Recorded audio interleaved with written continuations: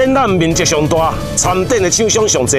国际农机展今年呢已经连续举办第13年啊。新的一年，咱邀请到更较侪的厂商以及更较新的农业机械，要互全世界拢会当看到咱农业首都的农业实力。